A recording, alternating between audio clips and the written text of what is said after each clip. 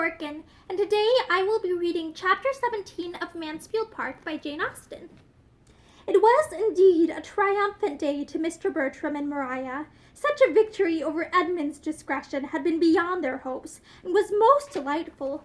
There was no longer anything to disturb them in their darling project, and they congratulated each other in private on the jealous weakness to which they attributed the change, with all the glee of feelings gratified in every way.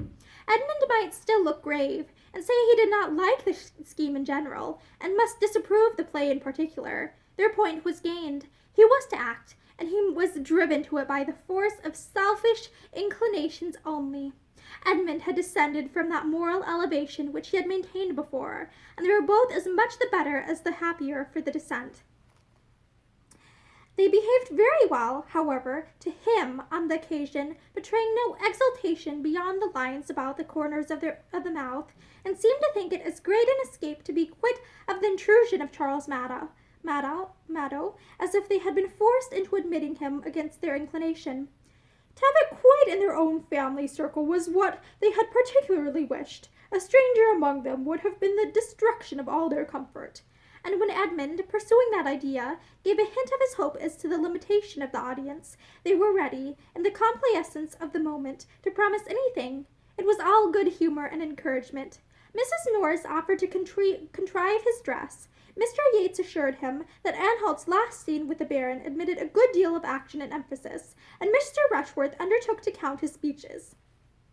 "Perhaps," said Tom, "Fanny may be more disposed to oblige us now. Perhaps you may persuade her." "No, she is quite determined. She certainly will not act." "Oh, very well."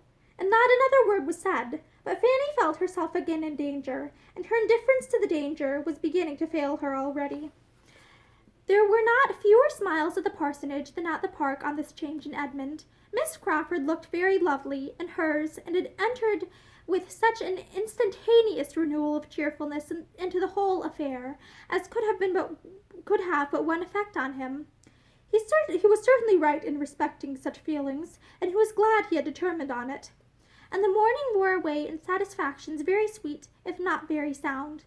One advantage resulted from it to Fanny. At the earnest request of Miss Crawford, Mrs. Grant had, with her usual good humor, agreed to undertake the part for which Fanny had been wanted, and this was all that occurred to gladden her heart during the day. And even this, when imparted by Edmund, brought a pang with it, for it was Miss Crawford to whom she was obliged. It was Miss Crawford whose kind exertions were to excite her gratitude, and whose merit in making them was spoken of with a glow of admiration. She was safe, but peace and safety were unconnected here. Her mind had been never farther from peace. She could not feel that she had done wrong herself, but she was disquieted in every other way. Her heart and her judgment were equally against Edmund's decision.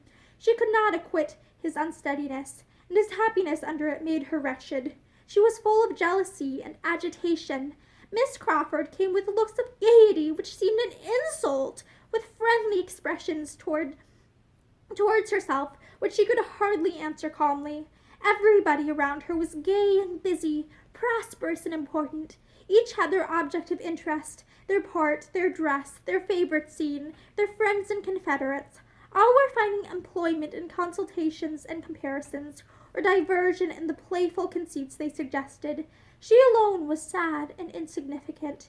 She had no share in anything.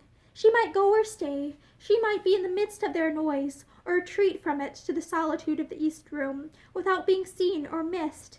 She could almost think anything would have been preferable to this. Mrs. Grant was of consequence. Her good nature had honorable mention. Her taste and her time were considered. Her presence was wanted. She was sought for and attended and praised.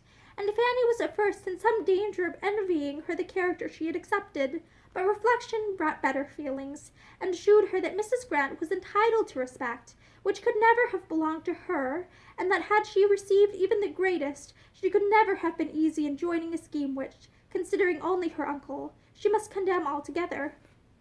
Fanny's heart was not absolutely the only saddened one amongst them, as she soon began to acknowledge herself. Julia was a sufferer too, though not quite so blamelessly. Henry Crawford had trifled with her feelings, but she had very long allowed and even sought his attentions, with a jealousy of her sister so reasonable as ought to have been their cure. And now that the conviction of his preference for Maria had been forced on her, she submitted to it without any alarm for Maria's situation, or any endeavor at rational tranquillity for herself. She either sat in gloomy silence, wrapped in such gravity as nothing could subdue, no curiosity touch, no wit amuse, or allowing the tensions of Mr. Yates, was talking with forced gaiety to him alone, and ridiculing the acting of the others. For a day or two after the affront was given, Henry Crawford had endeavored to do it away by the usual attack of gallantry and compliment, but he had not cared enough about it to persevere against a few repulses, and becoming soon too busy with his play to have time for more than one flirtation, he grew indifferent to the quarrel, or rather thought it a lucky occurrence, as quietly putting an end to what might ere long have raised expectations in more than Mrs. Grant.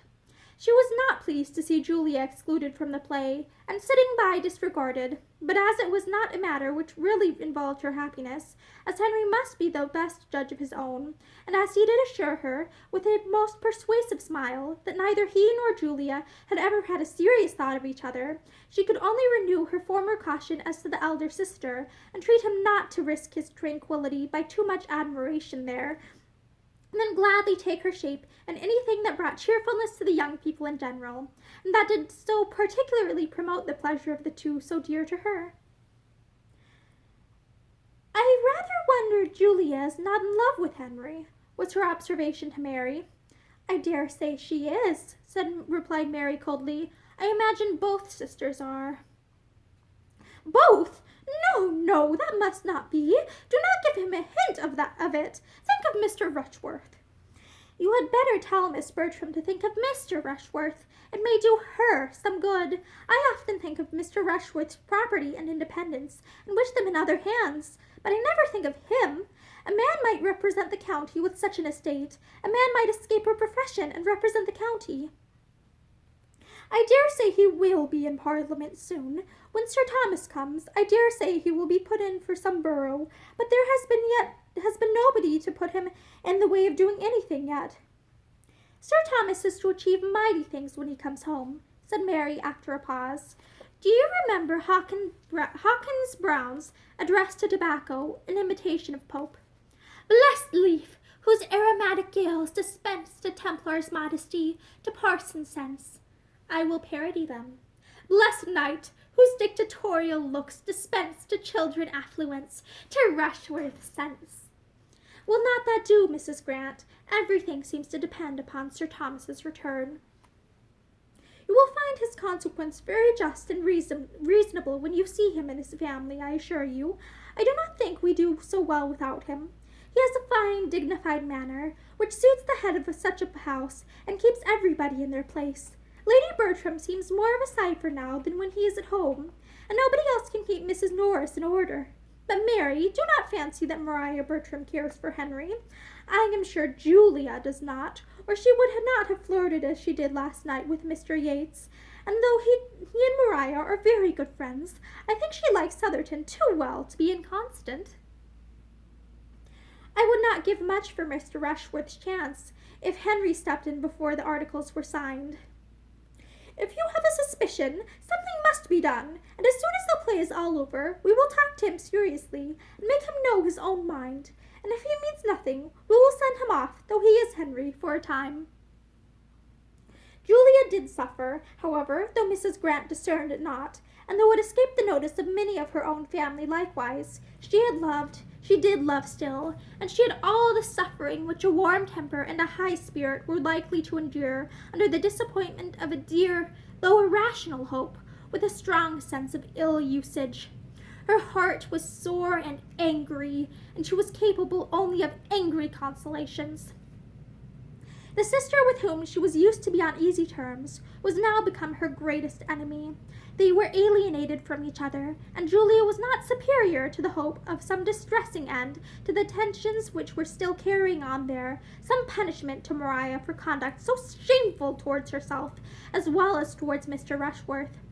with no material fault of temper or difference of opinion to prevent their being very good friends while their interests were the same. The sisters, under such a trial as this, had not affection or principle enough to make them merciful or just, to give them honor or compassion.